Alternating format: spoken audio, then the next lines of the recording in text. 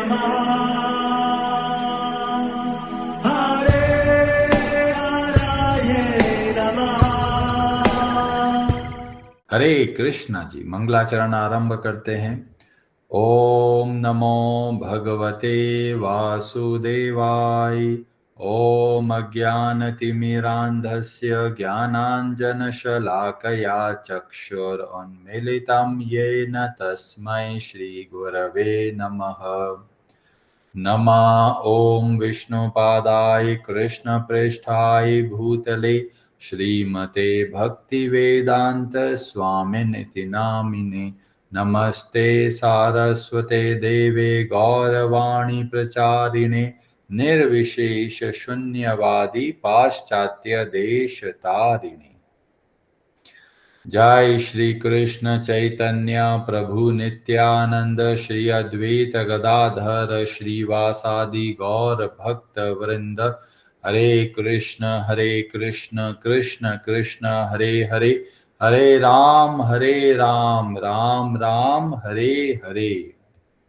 कार्पण्य दोषोपहत स्वभावः पृच्छामि त्वां धर्म सम्मूढचेताः। यच्छ्रेयस्या निश्चितं ब्रूहि तन्मे शिष्यस्ते अहं शाधि मां त्वां प्रपन्नम्। हरे कृष्णा जी। अध्याय 3 पूरा हो चुका है। मैं आप सबका बहुत आभारी हूँ कि आप हर रोज थोड़ा थोड़ा समय निकालकर इतने सारे ग्रंथों का अध्ययन कर पा रहे हैं। अगर किसी को बोला जाए कि आप 1 घंटा निकालिए तो लोग बोलेंगे अरे 1 घंटा तो हमारे पास नहीं है। पर जैसे ही बोलते हैं 15 मिनट निकालिए तो कहते हैं हाँ जी 15 मिनट निकाल सकते हैं। तो जब 15 मिनट के लिए हम भगवत गीता का अध्ययन करते हैं तो हम देखते हैं थोड़ा थोड़ा करते करते हमने बहुत कुछ अध्ययन किया है।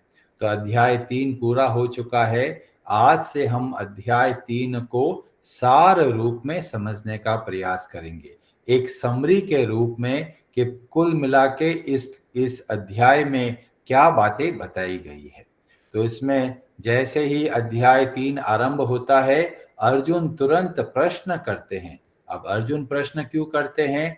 क्योंकि दूसरे अध्याय के अंत में भगवान बहुत सारी बातें बताते हैं शांति के बारे में, पर वहां पर जो भगवान बोलते हैं वह आंतरिक शांति के बारे में बताया गया कि जब कोई व्यक्ति अपने इंद्रियों को वश में करता है और भोगों से प्रभावित नहीं होता तब वह आंतरिक शांति को प्राप्त होता है।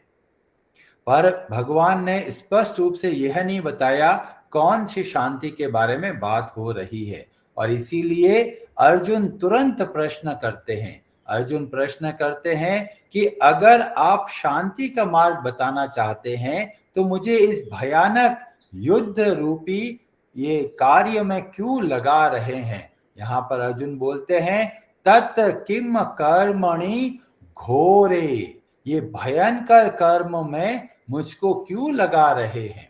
और फिर उसके बाद में बोलते हैं हे भगवान आपके शब्द ऐसे हैं जो मेरी बुद्धि को भ्रमित कर रहे हैं। व्यामिश्रेणेव वाक्येन बुद्धि मोहयसीव में, आपकी जो बातें हैं उससे मैं भ्रमित हो रहा हूं। तो क्या करना है? तद एकम वद निश्चित्य, एक स्पष्ट रूप से बताइए कि मेरे को क्या करना है। और इसी से भगवान ये तीसरे अध्याय में बहुत अच्छे तरीके से कर्म योग के बारे में बताते हैं और आरंभ करते हैं कि संसार में 2 तरह की निष्ठा है, 2 तरह के मार्ग है। एक को बोला गया ज्ञान योगेन सांख्यानाम कर्म योगेन योगी नाम। अभी 2 मार्ग बताए। कई लोग बोलेंगे अरे इसमें तो भक्ति के बारे में बताया नहीं। तो भक्ति जो है इन दोनों के अंदर होना बहुत जरूरी है, क्योंकि बिना भक्ति के न तो ज्ञान योग संभव है और न कर्म योग संभव है, क्योंकि योग का ही मतलब है जुड़ना। तो कर्म योग का मतलब है कर्म करने के माध्यम से भगवान से जुड़ना। ज्ञान योग का मतलब है ज्ञान मार्ग के द्वारा भगवान से जुड़ना। तो दो मार्ग बताए गए। तो कई लोग पूछेंगे भाई इन दोनों में से कौन सा मार्ग के हिसाब से चलना है? तो भगवान बहुत सुंदर तरीके से बताते हैं दोनों में अंतर क्या है और किस मार्ग के हिसाब से हमको चलना चाहिए। तो बोला गया, पहले कर्म के बारे में बताया कि कोई भी व्यक्ति बिना कर्म किए रह ही नहीं सकता। तो चाहे वो ज्ञान मार्ग के रास्ते पे हो, चाहे वह कर्म मार्ग के रास्ते पे हो, दोनों के लिए कुछ ना कुछ कार्य करना आवश्यक है। ज्ञान योग में चलने वाले के लिए भी बताया गया कि आश्रम में रहकर अपने गुरु की सेवा करना, गुरु की सहायता करना और गुरु के अंतर्गत रहकर शिक्षा लेना, अध्ययन करना। तो चाहे वो ज्ञान मार्ग में हो, चाहे वो कर्म मार्ग में हो, दोनों के लिए कर्तव्य कर्म करना बहुत आवश्यक है।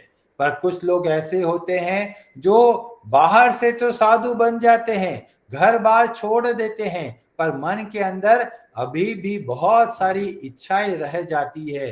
तो भगवान बोलते हैं जो ऐसे साधु बन जाते हैं वह वास्तव में ढोंगी कहलाते हैं, क्योंकि कर्मेंद्रियाणि संयम्य य आस्ते मनसा स्मरण।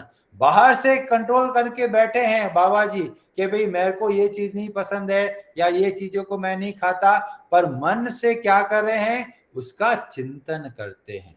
जो ऐसा करते हैं तो भगवान बोलते हैं इंद्रियार्थान विमूढ़ात्मा मिथ्याचारः स उच्यते। ऐसे लोग वास्तव में ढोंगी कहलाते हैं। और इसीलिए भगवान स्पष्ट रूप से बोलते हैं कर्मेंद्रियैः कर्म योगम असक्तः स विशिष्यते। और इसीलिए जब ज्ञान योग और कर्म योग की बात आती है तो भगवान स्पष्ट रूप से बोलते हैं कर्म योग के हिसाब से कार्य करना चाहिए, क्योंकि कर्म योग बहुत ही आसानी से कार्य करते करते हम अपने आप को शुद्ध कर लेते हैं। अब ये कर्म योग कैसा होता है तो इसका वर्णन आने वाले श्लोकों में बताते हैं। नियतम कुरु कर्म, अपना जो कर्तव्य कर्म है उसको बहुत अच्छे से करो। पर कैसे करना है ये बात हमें श्लोक नंबर 9 में पता चलता है और ये बहुत महत्वपूर्ण श्लोक है। इसमें बताया गया यज्ञार्थात कर्मणो अन्यत्र लोको अयम कर्म बंधनः। जब हम कोई कार्य करते हैं, अपना कर्तव्य कर्म करते हैं, कैसे करना है? यज्ञार्थात, यज्ञ के लिए हमको अपना कर्तव्य कर्म करना है। पर कई लोग यज्ञार्थ नहीं करते, कैसे कार्य करते हैं? इंद्रियार्थ, अपने मजे के लिए कार्य करते हैं। तो कर्म योग का बहुत सरल तरीके से बताया गया, अपने कर्तव्य कर्म करना है। कैसे करना है? यज्ञार्थात, भगवान श्री कृष्ण की प्रसन्नता के लिए कार्य करना है। तो कई लोग बोलेंगे जी हमको फायदा क्या है, हम क्यों करें, हम अपने मजे के लिए करेंगे ना। तो बोला गया जब यज्ञार्थ कार्य करते हैं, भगवान के लिए कार्य करते हैं, तो इसमें खास बात होती है और वो क्या होता है? कर्म बंधन नहीं लगता। उसके अलावा जो भी कार्य करते हैं वह सब का सब क्या करेगा? लोको अयम कर्म बंधना, वो सब का सब हमको बांध देगा। और अगर किसी व्यक्ति को बांध दिया जाता है तो वह कभी भी खुश नहीं रह सकता। जैसे किसी आदमी को हाथ पांव बांध कर एक छोटे से डब्बे में बंद कर दिया जाए और बोलते जी अच्छा लग रहा है क्या? वो बोलेगा अरे अच्छा कहाँ लग रहा, फंस गया हूं, बाहर निकालो। ऐसे ही हम कर्मों के बंधनों में फंसते चले जाते हैं और भगवान बहुत दया करके हमको बताते हैं कि किस तरीके से हमें कर्मों का बंधन नहीं लगेगा। तो जब हम तद अर्थ कर्म कौन्तेय, जब हम उनकी प्रसन्नता के लिए अपने सारे कर्तव्य कर्म अच्छे से करते हैं तो हम वास्तव में मुक्त संगः समाचर, हम इस कर्मों के बंधनों से मुक्त रहकर कार्य कर सकते हैं। कई लोग सोचते हैं अरे जी हमको तो बहुत अच्छे से भगवत गीता आती है, हम तो सारे श्लोक धड़ाधड़ बोल देते हैं, पर केवल बोलने मात्र से कार्य नहीं चलेगा। ये श्लोकों को समझना है, समझकर जीवन में बदलाव लेके आना है। क्या क्या कार्य करते हैं जो इंद्रिय अर्थ के लिए करते हैं, अपने मजे के लिए करते हैं, उन सब से बाहर निकलकर यज्ञार्थ या तद अर्थ भगवान की प्रसन्नता के लिए कार्य करना है। और उसके बाद में 6-7 श्लोकों में भगवान बताते हैं कि चलो ठीक है, आप इस स्थिति पे नहीं कर सकते तो कैसे कार्य करें। आप ये सोच के करें कि ये जीवन जो है ये ऋणी है बहुत सारे लोगों के प्रति, और इस कृतज्ञता के भाव से आगे बढ़िए। और सृष्टि कर्म का जो मूल सिद्धांत है वह बताते हैं। और भगवान बोलते हैं सह यज्ञाः प्रजाः सृष्टवा पुरो वाच प्रजापति। प्रजापति का यहाँ पर मतलब बताया गया कि भगवान ने क्या किया, सबकी रचना करी और साथ में यज्ञ के बारे में बताया और बोला कि इस यज्ञ के द्वारा तुम संतुष्ट हो और देवता लोगों और जो मनुष्य है दोनों में बहुत अच्छे तरीके से सामंजस्य हार्मनी रहे। देवता लोगों के लिए आप कार्य कीजिए और देवता आप लोगों के लिए कार्य करेंगे। तो इसमें क्या कर रहे हैं, सेवा के भाव को महत्व दिया जाता है। और जब सेवा के भाव से कार्य करते हैं तो हम सब अपने कल्याण की ओर बढ़ते हैं। तो देवान भावयतानेन ते देवा भावयतुः वह। हम जब अपने कर्तव्य कर्म सेवा की दृष्टि करते हैं तो जो देवता लोग होते हैं वो बहुत प्रसन्न होते हैं और जो हमारी आवश्यकता होती है उसकी वे पूर्ति करते हैं। पर जो लोग सेवा के भाव से कार्य नहीं करते, केवल अपने मजे के लिए जीवन जीते हैं, तो भगवान बहुत कठोर शब्दों में प्रयोग करते हैं, यो भुंक्ते स्तेन एव सह। वो लोग कौन है, वो लोग चोर है। चोर क्यों हो गए, भगवान की दी हुई संपत्ति पर अपना अधिकार बना के बैठ गए। भगवान की कृपा से हमको अन्न मिलता है, हम सोचते हैं हमारे पैसों से हम अन्न खरीदते हैं और हम अपना पेट का पालन करते हैं, पर वास्तव में जो भी संसाधन मिले हैं वो भगवान की संपत्ति है। ये जो पेड़ है पौधे हैं हमको वायु देते हैं, उनको बिना दिए हम कैसे भोग करते हैं। वायु को तो हर कोई ग्रहण करता है, सबको ऑक्सीजन लेवल चाहिए। तो जब लोग बिना सेवा के इन चीजों का उपयोग करते हैं तो वास्तव में वे चोर कहलाते हैं। और इसीलिए जो चोर होते हैं वो खुश नहीं रह सकते, उनके मन में सदैव चिंता रहती है, अरे किसी और की संपत्ति को अपना बना के बैठ गए। लोग अपने शरीर को ये सोचते हैं अरे ये मेरा शरीर है, मैं चाहे जैसे करूंगा, पर ये शरीर भी भगवान की संपत्ति है। और जब इस भाव से सब कुछ जो उनके सही मालिक है उसको ध्यान में रख के कार्य करते हैं तो हम अच्छे तरीके से संसार में जी पाते हैं। पर बहुत लोग सोचते हैं ये संपत्ति मेरी है, ये परिवार मेरा है, ये शरीर मेरा है, ये संसाधन मेरे हैं। जब ऐसा सोचते हैं तो भगवान बोलते हैं वो वास्तव में चोर है। हमने अपने शरीर का डिजाइन नहीं किया, हमने अपनी किडनी नहीं बनाई है, हमने अपना मस्तिष्क ब्रेन नहीं बनाया है। किसने बनाया है, हमको इस बात को सोच विचार कर फिर इस शरीर का सही सदुपयोग करना है। तो ये वास्तव में भगवान बहुत बड़ी बात बोलते हैं कि बिना अर्पण किए अगर चीजों को ग्रहण करते हैं तो वास्तव में वह व्यक्ति चोर कहलाता है। पर जो सेवा की दृष्टि से कार्य करते हैं तो वास्तव में हर तरह के पाप कर्मों से वे मुक्त हो जाते हैं। पर जो लोग केवल अपने मजे के लिए जीवन जीते हैं तो बोलते हैं भुंजते ते त्वघम पापा ये पचंत्य आत्म कारणात्। जो अपने केवल मजे के लिए जीवन जीता है वो केवल पाप का जीवन जीता है, और इसीलिए पापमय जीवन को नहीं जीना है। सेवा के भाव से भगवान को समर्पित करके हमको कार्य करना है। अब कई लोग बोलेंगे अरे भगवान तो बहुत भारी भारी बातें बोलते हैं, हम तो मेहनत करते हैं, पैसा कमाते हैं, घर परिवार चलाते हैं, तो भगवान को क्या तकलीफ है।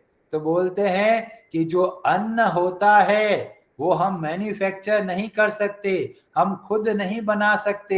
एक एप्पल देखिए, सेव को देखिए, ये तरह तरह के फ्रूट्स को देखिए, इतना जबरदस्त कॉम्बिनेशन के ऐसे ऐसे एलिमेंट है जो हमारे लिए बहुत जरूरी है। तो भगवान ने इतनी दया करके इतने अच्छे तरीके से हमारे लिए अन्न की व्यवस्था करी, हमारे लिए फल की व्यवस्था करी, हमारे लिए जल की व्यवस्था करा, हमारे लिए वायु की व्यवस्था करा।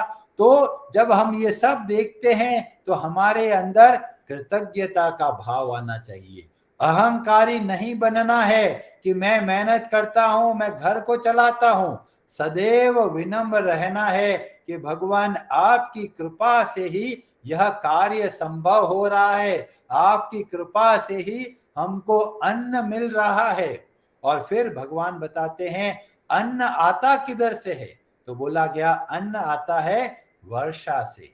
बरसात होती है तो अन्न आता है, और बरसात कहां से होती है, यज्ञ से होती है। और यज्ञ कहां से आता है, यज्ञ आता है अपने कर्तव्य कर्मों के द्वारा।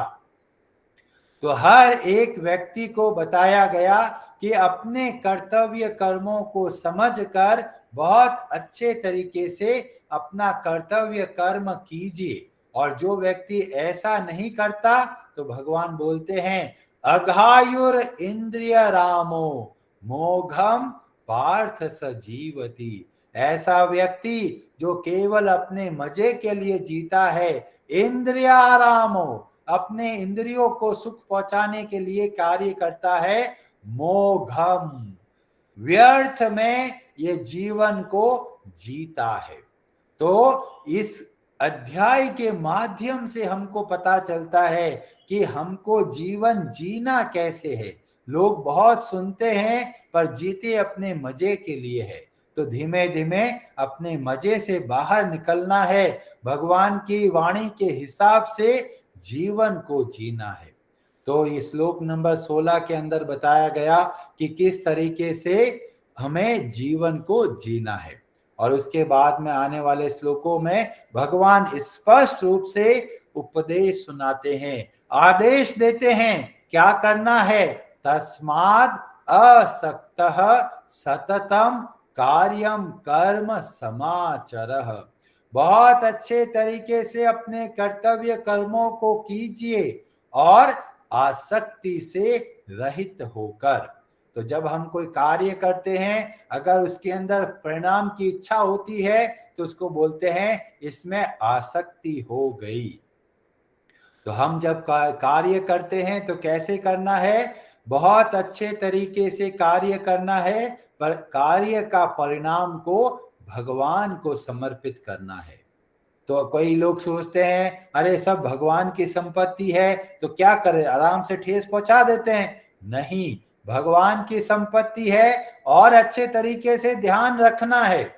और इस तरीके से जब कोई कार्य करता है तो भगवान बोलते हैं परमापनोति पुरुषः। बहुत अच्छे तरीके से इस तरीके से कर्तव्य कर्म करता हुआ परम सिद्धि को प्राप्त हो जाता है।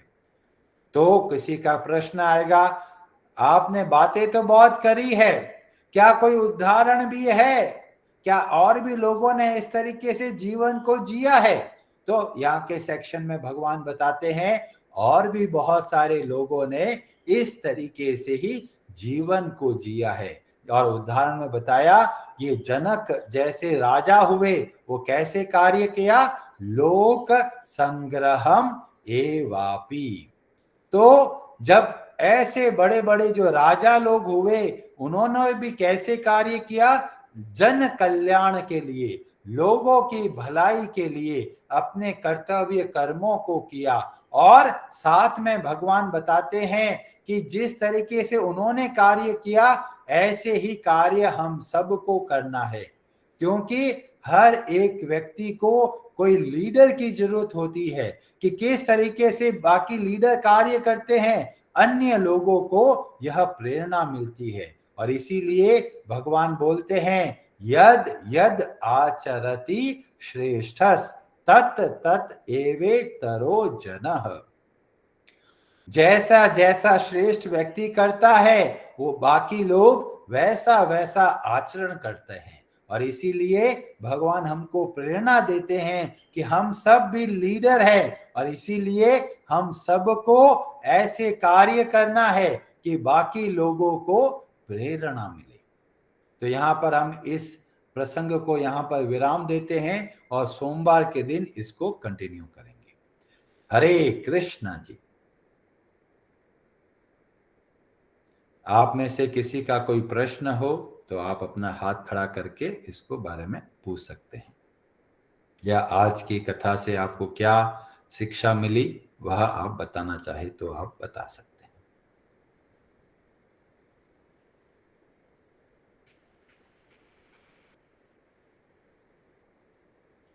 ठीक, प्रेम बंधु प्रभु जी, आप कुछ कहना चाहते हैं?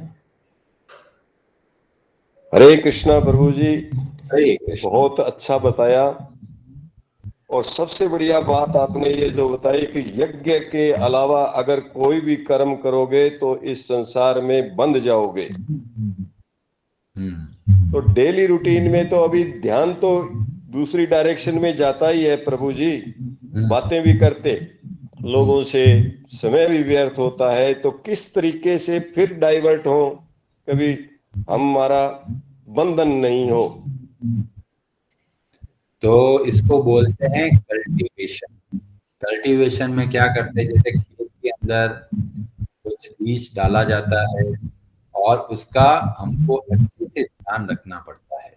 अच्छे से ध्यान कैसे रखते हैं कि हम जो बीज डाला है उसका ध्यान रखना, उसको पानी पिलाना, और साथ में बहुत सारे और घास उग जाती है।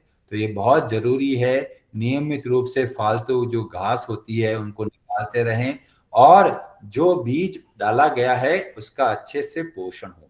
ऐसे ही जब हम अध्यात्म के मार्ग पे चलते हैं तो इस बात का ध्यान रखना है, जो हमारे डिस्ट्रैक्शन है, जो हमको भगवान की भक्ति से दूर लेके जाते हैं, ऐसी चीजों को धीमे धीमे हमको हटाते रहना है। और जो चीजों से भक्ति को बढ़ावा मिलता है, ऐसी चीजों को हमको नियमित रूप से करना है। जैसे मोबाइल को नियमित रूप से चार्ज करते हैं, ऐसे ही भक्ति के संबंध में और अपने जीवन के संबंध में भी ऐसा ही बताया गया। जिससे हमारा जीवन भगवान की ओर आगे बढ़े, वो सब चीजों को अच्छे से करना है। जो जो चीजें भगवान से हमको दूर लेके जाए, उन चीजों से धीमे धीमे दूर जाना है। तो इस तरीके से कल्टीवेशन के माध्यम से हम अपने जीवन को सुधार सकते हैं। हरे कृष्णा जी। हरे कृष्णा जी। हरे कृष्ण प्रभु जी। हरे कृष्णा जी। प्रभु जी, मैंने इस जो आपने अभी समझाया उससे मुझे ऐसा समझ में आ रहा है कि बेसिकली भगवान यहाँ पे एक कैरेक्टर बिल्ड करने के बारे में बात कर रहे हैं कि मतलब जो भी आपने बहुत सारा यूथ के बारे में ही बताया है इसके अंदर, तो उससे हमें पता चलता है कि मतलब और अभी आपने जो श्लोकास बताए उसमें जैसे हम लोगों का ग्रैटिट्यूड टुवर्ड्स नेचर, मतलब भगवान ने जो भी हमें चीजें दी हैं उसकी तरफ हम लोग कैसे जो है वो धन्यवाद दे सकते हैं। तो वो एक बहुत अच्छा मीडियम आपने हमें बताया। तो ये काफी लर्निंग है इस चैप्टर के अंदर, जो कि हम स्लोली स्लोली अपने जीवन के अंदर इम्प्लीमेंट भी कर सकते हैं साथ में, और वो बहुत रिक्वायर्ड भी है बच्चों के लिए। तो आगे भी आप अभी बताएंगे जो कि श्लोकास आएंगे जो आप पहले एक्सप्लेन कर चुके हैं। तो ये जो चैप्टर है, सेशन, ये बहुत अच्छा है, जो कि हम लोग जो है स्कूल्स में, कॉलेजेस में भी बता सकते हैं कि कैसे भगवान गाइडेंस दे रहे हैं और जो कि इम्प्लीमेंटेबल भी है। हरे कृष्णा प्रभु। हरे कृष्णा जी, बहुत अच्छी से बात आपने बताया। तो कार्य अपने और किसी का कोई प्रश्न या कोई बात नहीं है तो हम अपने कार्यक्रम को यहाँ पर विराम देते हैं। आप सबका बहुत बहुत धन्यवाद। हरे कृष्णा जी। हरे कृष्ण। हरे Hare Hare Namaha